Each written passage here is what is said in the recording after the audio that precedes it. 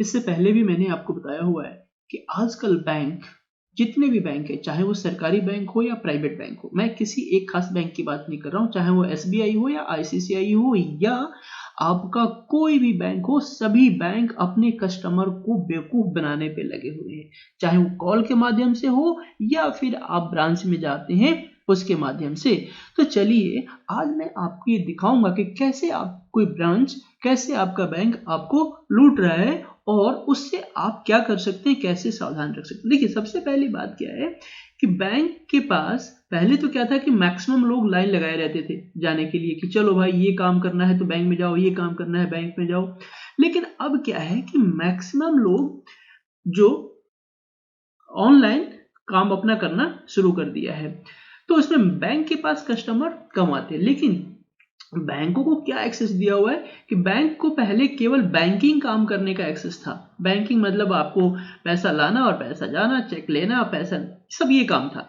लेकिन अब क्या किया है कि जितने भी बैंक हैं, सब बैंक ने अपने जस्ट इंश्योरेंस एजेंट की तरह अपनी एजेंसी ले लिया है। सारे बैंक, जितने भी बैंक हैं, उनको एक, सबने अपना सेकंड इनकम बनाने के लिए एजेंसी ले लिया है।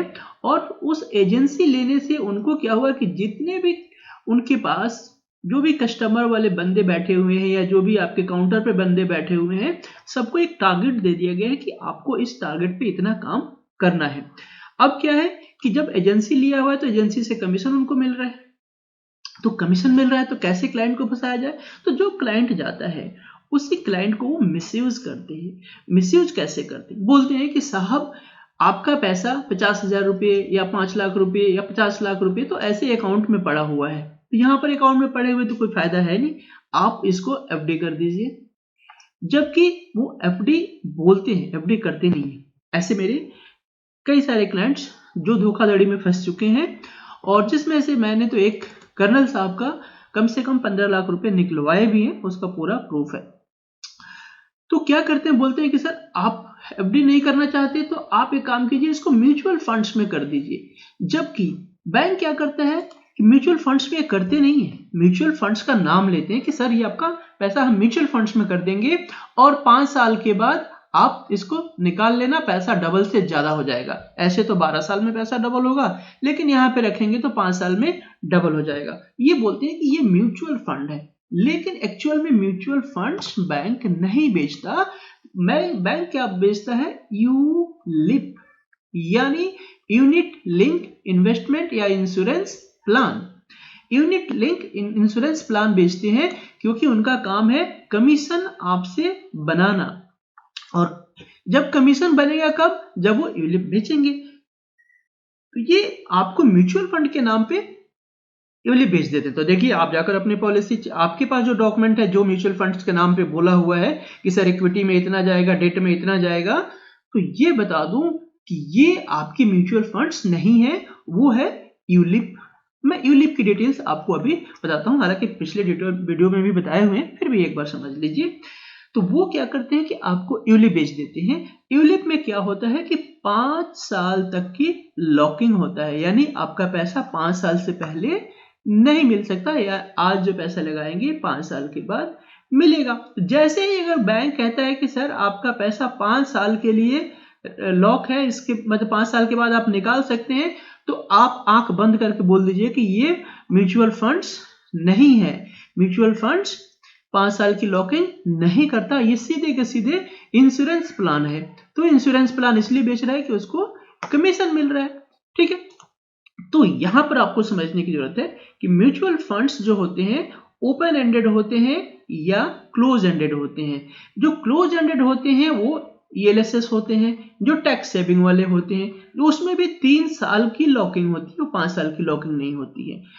दूसरी बात क्या है कि म्यूचुअल फंड जितने भी होते हैं, आप आज रखते हैं पैसा तो आपको कल जरूरत है ओपन एंडेड में तो निकाल सकते हैं। लेकिन यूलिप में ऐसा कुछ भी नहीं है। अगर आपका आज 1 लाख रुपये चला गया तो समझ लीजिए कि वो 5 साल से पहले नहीं मिलेगा, और मिलेगा तो सही, लेकिन उसका और म्यूचुअल फंड्स में क्या नुकसान है वो भी मैं आपको समझाने की कोशिश कर रहा हूं। अभी आपको प्रेजेंटेशन एग्जाम्पल के साथ दिखाकर समझाता हूं। अब आप यहां पर देखिए, मैंने मैक्सिमम चीजें, क्योंकि क्लाइंट की एक्चुअल डिटेल्स है, इसको मैंने हाइड किया हुआ है। तो आप यहाँ पर समझिए, सबसे पहले क्या होता है म्यूचुअल फंड्स और यूलिप में अंतर क्या है वो समझिए। म्यूचुअल फंड्स जो होता है ओपन एंडेड होता है और ये आप कभी भी निकाल सकते हैं, ठीक है। म्यूचुअल फंड्स में कोई एडिशनल चार्जेस नहीं लगता एक्सेप्ट एक्सपेंस रेशियो, ठीक है।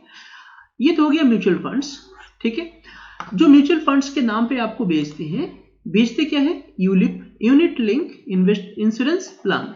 इंश्योरेंस प्लान में क्या होता है कि आपको एक सबसे पहले कमीशन निकल जाता है जो एजेंट को जाता है, हर पॉलिसी पे देखेंगे तो एक कमीशन होता है। उसके बाद उसमें फंड मैनेजमेंट चार्जेज होता है जो आपका हर पॉलिसी पे अलग अलग, जब भी आपके पास कोई किताब हो तो आप उसको उठाकर देखिएगा, ये चौथा पांचवा पेज होगा जहां पर ये सारी डिटेल्स लिखा होता है। उसके बाद आपको यहाँ पर आता है मोर्टेलिटी चार्जेस, ठीक है, उसका पैसा कटता है। और उसके बाद आता है एडमिन चार्जेस, ये सब आपके यूलिप में लगता है। तो ये सारे पैसे कहां से जाने हैं, जो आप पैसा देते हैं उसी में से कटना है। अब आप यहां पर देखिए कि किस, यहां पर मैं एक एग्जांपल लिया है कि 2008 में किसी ने एक ही बार 25,000 रुपये लगाया है और ये रियल वैल्यू है, एक्चुअल में लगा हुआ है। पॉलिसी डिटेल्स मैंने हाइड कर रखी है क्योंकि किसी खास पर्टिकुलर क्लाइंट के डिटेल्स हैं ये, राइट। तो अब देखिए कि 25,000 रुपये उन्होंने यूलिप में इन्वेस्ट किया एक बार में। मैं इसके साथ कंपेयर करूंगा आपका म्यूचुअल फंड्स के साथ और उसके साथ। अब क्योंकि यूलिप लिया हुआ है तो इसमें इंश्योरेंस की वैल्यू लगता है, तो यहां पर मोर्टेलिटी चार्जेस आप देख रहे होंगे, मोर्टेलिटी चार्जेस। उसके बाद आप देख रहे हैं एडमिन चार्जेस, राइट। तो यहां पर 25,000 रुपये जो उसने से दिया, उस समय मार्केट की वैल्यू थी 11 रुपये, ठीक है। एनएबी, एनएबी क्या होता है, जब भी आप कोई यूलिप खरीदते हैं तो उस समय जो उसका नेट एसेट वैल्यू होता है उस पर डिवाइड हो जाता है और उतना आपको यूनिट अलॉट हो जाता है। तो 11 रुपये 26 पैसे का यूनिट था, इसमें से आपको अगर आप देखेंगे तो 2094 यूनिट आपको मिला, तो 2094 यूनिट यहां पर आ गया। अब उसके बाद क्या हुआ कि आपके एडमिन चार्जेस, मोर्टेलिटी चार्जेस, ठीक है, सब आप देखते जाइए। क्योंकि ये वन टाइम है तो यहां पर आपको फंड मैनेजमेंट चार्जेस एक अलग से होता है। जब आप पॉलिसी लेते हैं तो बोलते हैं कि 5 साल आपको करना है, 5 साल आप दीजिए उसके बाद आप ले लीजिए, ठीक है ना। तो जब 5 साल आप करते हैं तो हर समय में फंड मैनेजमेंट चार्जेस और कमीशन, ठीक है, ये एडिशनल आपके पैसे में से कटता है। क्योंकि कंपनी को, जो भी बैंक है उसको अपना कमीशन से मतलब है, आपके पैसे ग्रोथ से मतलब नहीं है। तो वो उसको कहते हैं कि आपको 5 साल पे करना है। तो मैंने अभी 1 साल के लिए कि एक ही बार किसी ने पैसा दे दिया और उसको बोला गया कि 6 साल में आप 5 साल के बाद आप निकाल लीजिए, तो क्या होगा। तो देखिए पहला तो उसने पैसा दे दिया, कमीशन काट के जितना लग गया होगा। उसके बाद आप देखेंगे यहाँ पे जनवरी में किया, फरवरी, अब तो पैसा तो दिया नहीं, लेकिन उसके चार्जेस में से admin charges, mortality charges, admin charges, mortality charges कटते रहा। यानी 2094 जो यूनिट मिला है उसमें से धीरे धीरे धीरे ये यूनिट कम होते रहा, क्योंकि उससे ये तो खर्चा लगेगा ना कंपनी का। तो जो, अब चलिए उसके बाद क्या देखते हैं, हम आगे बढ़ते हैं। तो इस टाइप से वो चीजें आपके चलते रहते हैं और ये खर्चा कटते रहता है। अब आपने मान लीजिए हमने यहाँ पर स्टार्ट किया था कब, जनवरी में स्टार्ट किया था और हमें 5 साल के बाद यानी छठे साल पे, तो 8 और 6 14, 2014 में हम चलते हैं कि एक बार अगर आपको बोला गया कि चलो 14 जनवरी के बाद, ठीक है, आप इसको पैसा निकाल सकते हैं, तो मैं वैसे ही, आप देखो ध्यान देना, बिल्कुल आपके चार्जेस कटने बंद नहीं हुए। मोर्टेलिटी चार्जेस, एडमिन चार्जेस सब चलते रहे। 2012 आ गया है और ये कट रहा है और उसी तरह से आपका ये 2000 से घटते घटते अब 1900 रुपये यूनिट हो गया। एनएवी बढ़ते घटते रहता है क्योंकि मार्केट ऊपर नीचे जा रहा है, तो ये ऊपर नीचे एनएवी होगा, ठीक है, क्योंकि मार्केट की जो फ्लक्चुएशंस होगा उसके अकॉर्डिंग एनएवी भी चलते रहेगा। अब हम आ गए हैं 2013 में। अगर आप 2013 की आप हिसाब किताब देखें तो 2013 में क्या हो गया, एनएवी अभी 11 रुपये से 11 रुपये के पास ही है और admin charges, mortality charges cut रहा है और ये आपका जो वैल्यू है कम हो गया। सो यूलिप में यही होता है कि आपके पैसे में से ही कटते जाता है, तो जो चार्जेज है वो तो आपको देना ही है। अब हम यहाँ पर ध्यान देंगे, देखिए यहाँ पर क्या हुआ, अब हम आ गए हैं 2014, यानी 2008 में हमने इन्वेस्ट किया था जनवरी में और 2014 आ गया। अब यहाँ पर हमारे पास 5 साल प्लस हो गया, यानी 5 साल के बाद हम पैसा निकाल सकते हैं। यही आपको बोला गया है कि सर आप 5 साल के बाद पैसा निकाल सकते हो, आपका पैसा डबल हो जाएगा। अब यहाँ पर देखिए जनवरी है 4 जनवरी, तो चलो 4 जनवरी को छोड़ दिया मैंने, फरवरी में निकालता हूँ, 1 महीने और दे दिया, ठीक है।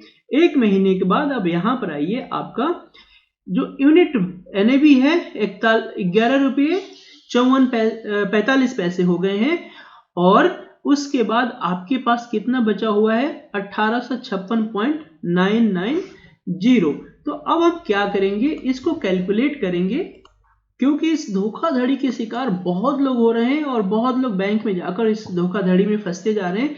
इसलिए मैंने सोचा कि चलो आपको ये वीडियो बनाकर दिखाते हैं कि हम कैसे अपने पैसे को सेव कर सकते हैं, ऐसे चक्रों से कैसे बच सकते हैं। तो हमारे पास अगर आप देखेंगे तो हमारे पास यूनिट कितना हो रहा था, फरवरी में यूनिट हो रहा था 1156, ठीक है, 1156.969, ठीक है। तो हम यहाँ पर कैलकुलेट करेंगे 1156 नहीं, सॉरी 1156 नहीं है, 1856.696। तो 1856.696 हम थोड़ा सा इसको ऊपर कर लेते हैं, 0.696, ये आपका एनएवी है, ठीक है। ये आपका जो बैलेंस यूनिट है। अब इसको मल्टीप्लाई कर दीजिए, कितना, फरवरी में अगर आप देखते हैं तो फरवरी में आपका एनएवी कितना था 11 रुपये 45 पैसे। तो यहां पर आप कीजिए 11.4514, राइट। अब अगर हम इसको इक्वल टू करते हैं तो आपकी वैल्यू कितनी रहती है 21,261 रुपये। आप बिल्कुल ध्यान देना, आपने इन्वेस्टमेंट कितना किया था 5 साल पहले, 25,000 रुपये। आपको सपने क्या दिखाए गए थे कि साहब ये तो 50,000 रुपये हो जाएंगे, डबल हो जाएंगे 5 साल में। आपका कुछ नहीं जाना है, आप तो बस आराम से बैठिए और एंजॉय कीजिए।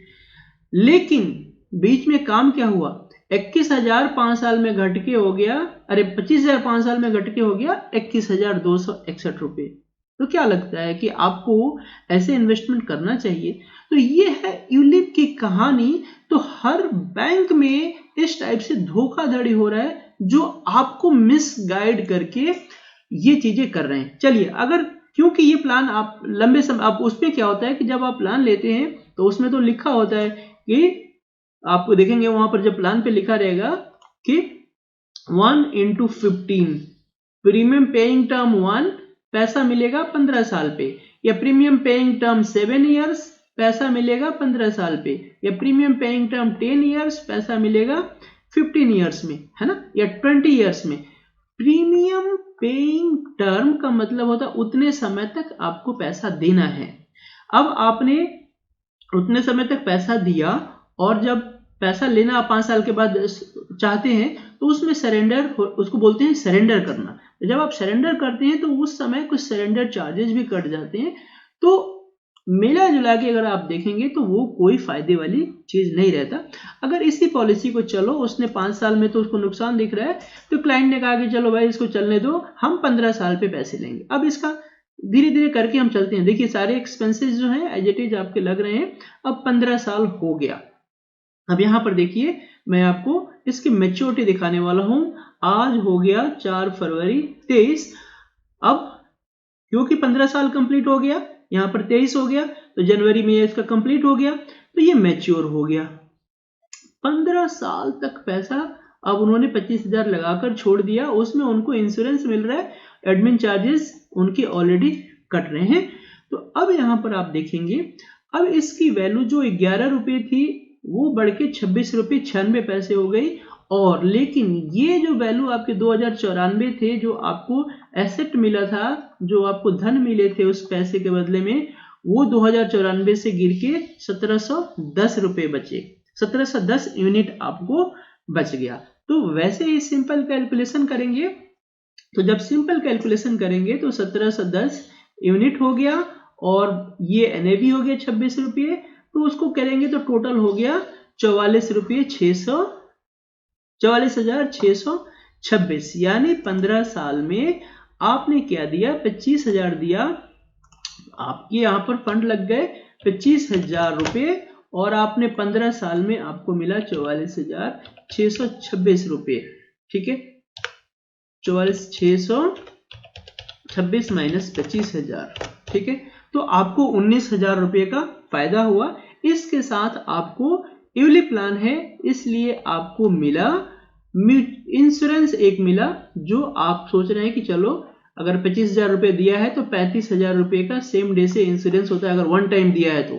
ठीक है, अगर आपने सालाना देने की बात करी है, 6 महीने की बात करी है, तो वो 10 टाइम हो जाता है, तो वो छोड़ दीजिए। तो ये हमने एक बार दिया है, तो 25,000 रुपये दिया, 35,000 का इंश्योरेंस रहा और लास्ट में आपको 15 साल पे 44,000 रुपये मिले, जिसमें आप सोच रहे हैं कि चलो मुझे क्या हुआ कि इसके साथ मेरा टैक्स भी बच गया। ठीक है, यही फायदा सोच रहे होंगे ना। तो अब अगर हम देख लेते हैं, सारी कैलकुलेशंस आपको समझा देता हूं ताकि आपको समझने में आसानी हो जाए और आप कोई भी चीजें लेने से पहले जरूर सोचें। 25,000 रुपये आपने दिया, ठीक है, आप मान लीजिए कि 30% के स्लैब में है, तो आपको क्या मिला, 7,500 रुपये आपको यहाँ पर फायदा मिला। 15 साल के बाद आपको मिल गया 44,626 रुपये और 35,000 का इंश्योरेंस रहा आपका। ठीक है, तो यहां पर हम लेते हैं कि चलो 35,000 का इंश्योरेंस हमें यूटिलाइज नहीं करना पड़ा, तो अभी क्या होगा, तो यहां पर अगर आप देखेंगे तो आपको क्या फायदा हुआ वो हम दिखा देते हैं। 44,626 प्लस 7,500। ठीक है, कुछ कैलकुलेशन मिस्टेक तो नहीं है। ठीक है, तो फिर यहां पर देख लेते हैं 44,626 प्लस 7,500 आपका टैक्स का बचा, यानी आपका पैसा हुआ टोटल आपने बचाया कितना, 25,000 देकर 52,126 रुपये आपको ये पैसा मिला। मतलब पूरा आपने टैक्स फ्री अमाउंट आपने मैक्सिमम कमाया 52,126 रुपये, अगर आपने 25 साल के लिए पैसा दिया है तो। अगर, ठीक है, यहां तो धोखाधड़ी आपके साथ हो गया। अब मैं चलता हूं, याद रखिएगा 52,126 रुपये। अब मैं चलता हूं, अगर यही 25,000 रुपये आपने म्यूचुअल फंड्स में डाले होते तो क्या होता और कितना आपका फायदा होता, कैसे आपको मिसगाइड करते हैं ये लोग और कैसे उसका आप फायदा उठा सकते हैं।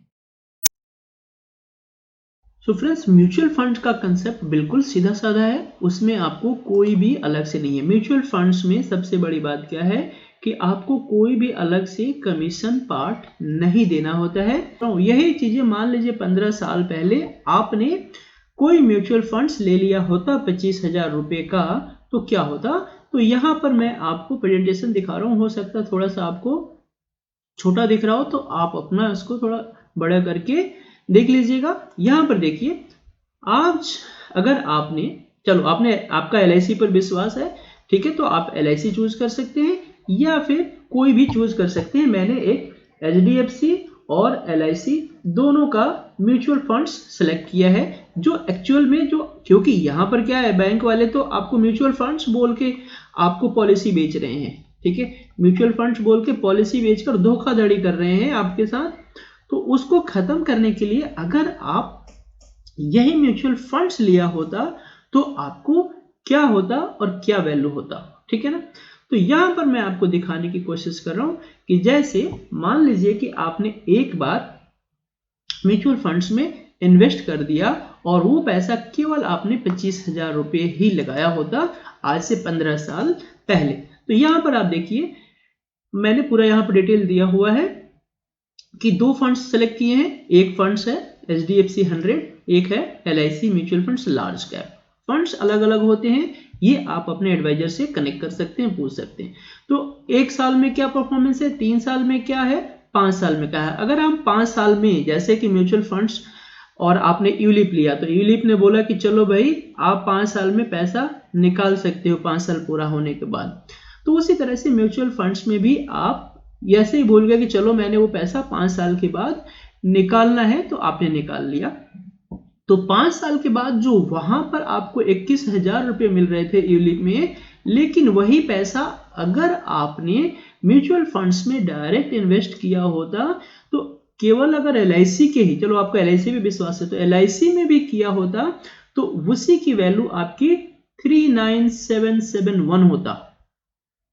ध्यान से समझिएगा, जहां पर आपको 21,000 रुपये मिल रहे थे वहां पर 39,771 हो रहा है। इसमें आपको 7,500 और माइनस कर देंगे, तभी भी 7,500 आपको टैक्स बेनिफिट मिल रहा था, इसलिए मैं 7,500 और माइनस कर देता हूं, तब भी आपको पैसा जो ये मिल रहा है इससे ज्यादा मिलता और टैक्स की बेनिफिट भी होता। ठीक है, अब आपको LIC छोड़ दीजिए, हम दूसरे फंड्स में जाते हैं। तो यहां पर आपको अगर HDFC टॉप 100 फंड्स लिया होता तो 41,580 रुपये 5 साल में हो गया होता। तो ये क्या है, आपका जो 21,000 और यहां पर 41,000 में बहुत अंतर होता है। आप टैक्स का अपना माइनस भी कर देते, सपोज आपने अलग से टैक्स पे कर दिया गवर्नमेंट को, लेकिन इसमें टैक्स पे नहीं करना। आपको ये भी बता दूं कि जितना रिटर्न्स मिलेगा ये भी टैक्स फ्री है, क्योंकि 1 लाख रुपए तक का आपका long term capital gain free होता है, तो ये भी आपको टैक्स फ्री पैसा मिल रहा है। और यह आपको जो 21 मिल रहा था उससे डबल ही मिल रहा है, 42 मिल रहा है। तो इस टाइप से आप म्यूचुअल फंड्स के नाम पर बैंक में जो धोखाधड़ी हो रहा है उससे आप बच सकते हैं। अगर चलिए ये तो हो गया कि हमने वहां तक किया होता तो क्या होता, लेकिन अगर आपने इसको मैच्योरिटी पे पैसा लिया होता तब क्या होता। आप अगर इसको चाहते कि चलो आज नहीं लूंगा, 15 साल के जैसे वहां पर आपने छोड़ दिया था, वैसे ही 15 साल के बाद अगर आप लेते तो क्या होता, वो हम आपको देख लेते हैं और यहां पर दिखाते हैं।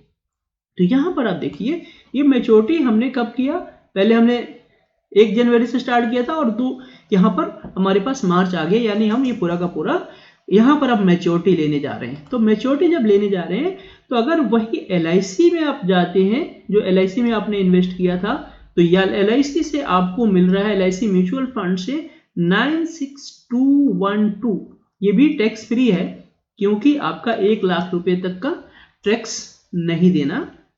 तो 96212 मिल रहा है, जबकि वहां पे मिल रहा था 46, तो इससे भी डबल है। ठीक है, उसके बाद वहां पर 35,000 रुपये का आपका इंश्योरेंस मिल रहा था। मेरे ख्याल से ये जो वैल्यू ही इतनी हो गई तो उसकी इंश्योरेंस की वैल्यू खत्म हो गई। ठीक है, अगर यही चीज आपने LIC के जगह पे HDFC का म्यूचुअल फंड्स चूज किया होता तो ये वैल्यू मिल रहा है HDFC में और उसकी वैल्यू हो रहा है 1,42,402 रुपये।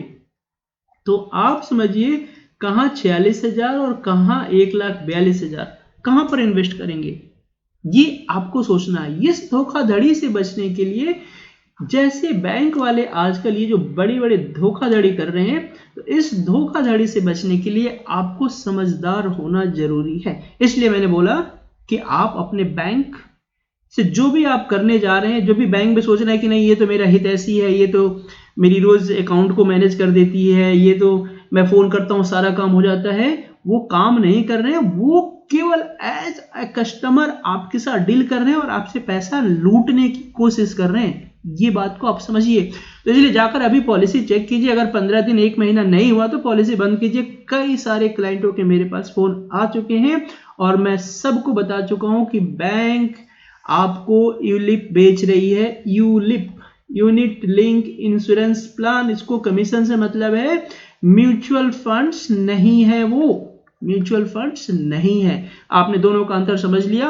अगर अभी भी आपके पास कोई क्वेश्चन है तो लिख डालिए, मुझे कमेंट्स कीजिए और सबको इस वीडियो को इतना शेयर कीजिए ताकि सबके पास पहुंच सके और सभी इससे अवेयर होके अपने फंड्स को मैनेज करें। अब रह गई बात कि गलती से आपने कर लिया और बैंक उसको बंद करने से मना कर रहा है, 1 महीना बीत गया, 2 महीना बीत गया है, तो आप अपना उसके बाद उस पॉलिसी को लैप्स करवा दीजिए, उस पॉलिसी में पैसा देना बंद कर दीजिए और जो पैसा आपको देना है सीधे अपने म्यूचुअल फंड्स में डाल दीजिए आगे। और जो पैसा, मान लीजिए कि आपका 50,000 रुपये यहां पर चला गया है, तो आप इसको छोड़ दीजिए, क्योंकि जितने भी यूलिप प्लान में आपने फंड छोड़े हैं वो खत्म नहीं होते। 6 साल के बाद जितनी वैल्यू उसकी बनी होगी 5 साल के बाद जितनी वैल्यू बनी होगी छठे साल स्टार्टिंग पे पूरा पैसा आप वहां से ले लीजिएगा, इसी में भलाई है। थैंक्स फ्रेंड्स, अभी भी आपके पास क्वेश्चन है तो कमेंट कीजिए, शेयर कीजिए वीडियोस ताकि सबको ये इन्फॉर्मेशन मिल सके। Thank you, thanks a lot, keep watching.